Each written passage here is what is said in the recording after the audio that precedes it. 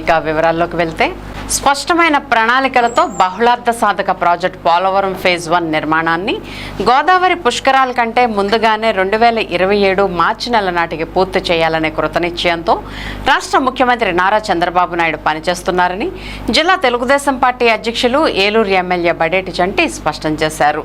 అందుకు అవసరమైన మార్గదర్శకాలను ఎప్పటికప్పుడు అధికారులకు అందిస్తున్న సీఎం వారికి దిశానిర్దేశం చేస్తున్నారని ఆయన వ్యాఖ్యానించారు. ఏలూరులోని తన క్యాంపు కార్యాలయంలో బుధవారం నిర్వహించిన మీడియా సమావేశంలో ఎమ్మెల్యే బడేటి చంటి మాట్లాడుతూ ఒకవైపు పోలవరం ప్రాజెక్టు నిర్మాణాన్ని పూర్తి చేసేందుకు కూటమి ప్రభుత్వం చూపుతున్న శ్రద్ధను వివరిస్తూనే మరోవైపు వైసీపీ తీరును తనదైన శైలిలో ఎండగట్టారు. నెలల వారీగా తేదీల వారీగా ప్రగతి లక్ష్యాలను నిర్దేశించుకుని ఎంతో బాధ్యతాయుతంగా ప్రణాళికాబద్ధంగా ముందుకెళ్లే ముఖ్యమంత్రి చంద్రబాబు ఇదే క్రమంలో అనుకున్న సమయానికే పోలవరం ప్రాజెక్టు నిర్మాణాన్ని సైతం పూర్తి చేసి జాతికి అంకితం చేస్తారని ఆయన విశ్వాసం వ్యక్తం చేశారు. 2019-24 మధ్యకాలంలో రాష్ట్రాన్ని పాలించిన వైసీపీకి పోలవరం ఊసే పట్టలేదంటూ ఎద్దేవా చేసిన ఎమ్మెల్యే బడేటి తమ పాలనా కాలంలో కనీసం 1% కూడా ప్రాజెక్టు నిర్మాణాన్ని ముందుకు తీసుకెళ్లలేకపోయారంటూ మండిపడ్డారు. ఇక సంక్షేమాల అమలు విషయంలో వైసీపీ చేస్తున్నవన్నీ రాజకీయ రాద్ధాంతాలేనని కొట్టిపారేసిన ఆయన పరామర్శల పేరుతో మరోసారి జనాన్ని మోసం చేసేందుకు జగన్ ప్రయత్నిస్తున్నారంటూ ధ్వజమెత్తారు. ఆయన లక్షణాలే వైసీపీ కేడర్కు సైతం వచ్చేశాయంటూ వ్యాఖ్యానించిన ఎమ్మెల్యే చంటి పెన్షన్ల అమల్లో గత వైసీపీ ప్రభుత్వ హయాంలో ఏం జరిగిందో అందరికీ తెలుసునని వారిలా ఒకరు పొట్టకొట్టి మరొకరికి పెట్టే తత్వం తమ కూటమి ప్రభుత్వానికి లేదంటూ స్పష్టం చేశారు. పార్టీలకు అతీతంగా సంక్షేమ పథకాల అమలే తమ ప్రాధాన్యత అంటూ వివరించారు. ఈ సమావేశంలో టీడీపీ నగర అధ్యక్షులు చోడే వెంకటరత్నం, కార్యదర్శి రెడ్డి నాగరాజు, గోడవల్లి వాసు, నాయుడు సోము, వందనాల దుర్గా భవానీ శ్రీనివాస్, ఆర్నేపల్లి తిరుపతిరావు, పలువురు నాయకులు తదితరులు పాల్గొన్నారు. మరి అక్కడి నుంచే గౌరవ ముఖ్యమంత్రి చంద్రబాబు నాయుడు గారు అందరు కలెక్టర్లతో కూడా రివ్యూ నిర్వహించి ఏ ప్రాజెక్టు ఎక్కడి వరకు వచ్చింది, ఏ ప్రాజెక్టు ఎప్పుడు మనం ప్రారంభించాలి అనే విషయాల్లో కూడా అందరికీ కూడా డెడ్ లైన్ ఇవ్వడం జరిగింది. అందరం ఎమ్మెల్యేలు కానీ గౌరవ మంత్రి పార్థసారథి గారు కానీ అందరూ కూడా పాల్గొనడం జరిగింది. రమారమి 36 ప్రాజెక్టుల గురించి ఆయన మాట్లాడటం జరిగింది. అదేవిధంగా జలధారకు సంబంధించి ఏదైతే ప్రతి విషయంలో కూడా వాళ్ళు కలెక్టర్లు కానీ అక్కడున్న సెక్రటరీలు కానీ అన్నీ కూడా ఫీడ్బ్యాక్ ఇవ్వడం జరిగింది. ప్రతి ఒక్క విషయంలో కూడా క్లారిటీగా తీసుకుని ఏదైతే ప్రతి ఒక్కదానికి కూడా ఒక లైన్ ఇచ్చి పోలవరం అనేది పుష్కరాల కంటే ముందు కంప్లీట్ అవ్వాలి ఫేజ్ 1 అనేది కృతనిశ్చయంతో చంద్రబాబు నాయుడు గారు ఉన్నారు. అది ప్రజలందరికీ కూడా మీడియా సమావేశం ద్వారా తెలియపరిచారు.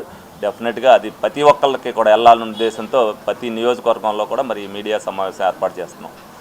ఏదైతే 27 మార్చి కల్లా అయిపోవాలి, మార్చి తర్వాత ఎప్పుడు నీళ్ళు వస్తే అప్పుడు పోలవరం ప్రాజెక్టును జాతికి అంకితం చేయడానికి మరి చంద్రబాబు నాయుడు గారు నిశ్చయించుకున్నారు. అదేవిధంగా ఆగస్టు 14కే ఉత్తరాంధ్రకి నీళ్ళు ఇవ్వడానికి అన్నీ కూడా ఏర్పాటు చేశారు. స్వతంత్రం వచ్చి ఆగస్టు 15 మనం ఏదైతే చేసుకుంటామో ఆగస్టు 14 నాటికి వాటికి నీళ్లు అందించాలని చెప్పి వాళ్ళు కూడా చేయడం జరిగింది.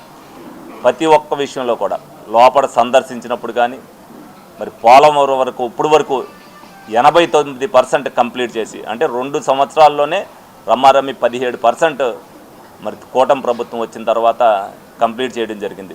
లోగడ 2014 నుంచి 19లో 71% కంప్లీట్ చేస్తే కనీసం 1% కూడా వాళ్ళు కంప్లీట్ చేయలేని పరిస్థితిలో వాళ్ళు ఉన్నారు అని అంటే అసలు వాళ్ళకి పోలవరం మీద బాధ్యత అనేది శ్రద్ధ కానీ అసలు రైతాంగానికి కానీ ఏదైతే రైతుల యొక్క భూమి విలువలు పెరుగుతాయి, అదేవిధంగా పంట పెరుగుద్ది, ప్రతి ఒక్కరికి కూడా మంచినీరు అందుద్ది అనేది కూడా వాళ్ళకి బాధ్యత లేదు కాబట్టి దాని గురించి పట్టించుకోవాలి.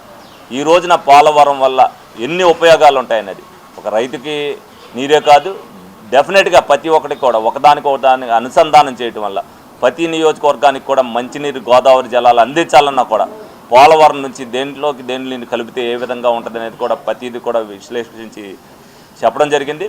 దానిలో భాగంగానే ఎంత కంప్లీట్ అయిందనే దాని మీద విలేకరులు అడిగినప్పుడు 89% కంప్లీట్ అయింది. ఇప్పుడు వరకు కూడా కాంట్రాక్టర్స్కి రూపాయి కూడా పెండింగ్ లేకుండా రాబోయే భవిష్యత్తులో ప్రతి ఒక్కటి కూడా అనుకున్న టైంకి అనుకున్నట్టుగా పోలవరాన్ని కంప్లీట్ చేసి జాతికి అంకితం చేస్తారని చెప్పి వాళ్ళందరికీ కూడా చెప్పడం జరిగింది. ఈ సందర్భంగా మేమందరం కూడా గౌరవ ముఖ్యమంత్రి గారిని ఎందుకంటే ఆయన అభినందిస్తూ ఆయనకి ధన్యవాదాలు కృతజ్ఞతలు తెలుపుతున్నాం. ఎందుకంటే ఉదయం బయలుదేరి రాజమండ్రి వెళ్ళి, రాజమండ్రి నుంచి అమలాపురం వెళ్ళి అక్కడే మరి భోజనం ఫ్లైట్లోనే తిని, ఏదైతే హెలికాప్టర్లో తిని అక్కడి నుంచి మళ్ళీ 2:30కు వచ్చి 2:30 కాడ నుంచి 6:30 వరకు, ఎందుకంటే 6:31 అయితే హెలిప్యాడ్ ఎత్తనన్నారు, 6:29కి ఆయన హెలిప్యాడ్ ఎక్కారు. అంటే ఒక్క నిమిషం కూడా ఆయన ప్రజల కోసమే ఏదైతే ప్రెస్ మీట్లో మరి 5 నిమిషాలు ముందు కూడా లేకుండా ప్రతి విషయాన్ని కూడా ఆయన ఎంత కూలంకుషంగా చెప్పాడనేది మనం అందరం కూడా చూడాలి. ఆయన ఆదర్శంగా తీసుకుని అందులో 10వ వంతు మనం కష్టపడితే ప్రజలకి అన్ని విషయాలు కూడా తెలిస్తే డెఫినెట్గా ఆంధ్రప్రదేశ్ కోసమే గౌరవ ముఖ్యమంత్రి చంద్రబాబు నాయుడు గారు పుట్టారని మనం అందరం కూడా భావించాలి. ఈ సందర్భంగా తెలుగుదేశం పార్టీ చంద్రబాబు నాయుడు గారు, చంద్రబాబు పార్టీ ఆంధ్రప్రదేశ్, అది ఎన్నంతకాలం కూడా ఈ 3 కూడా గుర్తుండిపోతాయని సందర్భంగా తెలియజేస్తూ సెలవు తీసుకోవడం.